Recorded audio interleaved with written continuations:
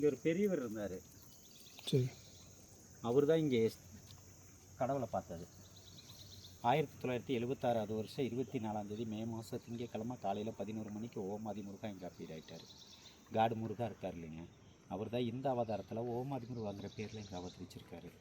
அவர் first பார்த்தது பிறை you ஷேப்பில் இருக்கும், பட் அவர் சி ஷேப்பில் பார்த்தார் ஒரு 3 செகண்டு. அதெடுத்து சூரியன்லேருந்து ஒளி, அந்த ஒளி பூரா பூமிக்கு வந்தது. அந்த ஒளி பூமியோட அடியில் போயிட்டு மேலே வரும்போது அக்னியாக வந்தது. வானத்துக்கு பூமிக்கு அக்னியிலேருந்து ஹியூமன் ஃபார்ம் ஓமாதி முருகா வெளிப்பட்டார். அவர் அவதரித்த 8வது நாள் காட்டு யானை தான் பூமிக்குள்ளேருந்து இந்த 3 ஐடியலில் எடுத்து கொடுத்தது. இதெல்லாம் சுயம்பு, இதெல்லாம் மண்ணுக்குள்ளே இருந்ததுங்க. காட்டு யானை வந்து மண்ணை பறித்து இந்த 3 ஐடியலில் எடுத்து கொடுத்தது.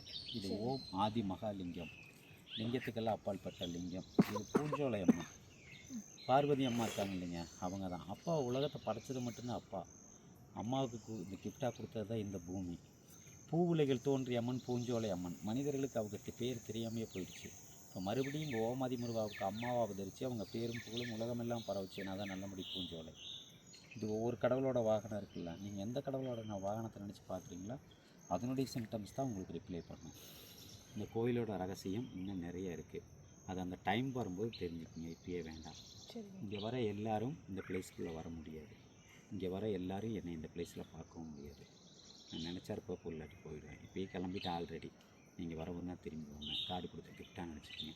உங்களுக்கு என்ன தேவையோ வேண்டி கும்பிடுங்க. அது நிறைவேறும் போது நம்புங்க, இப்போயே நம்ப வேண்டாம். சரிங்களா? பூஜை பண்ணிட்டுங்களா?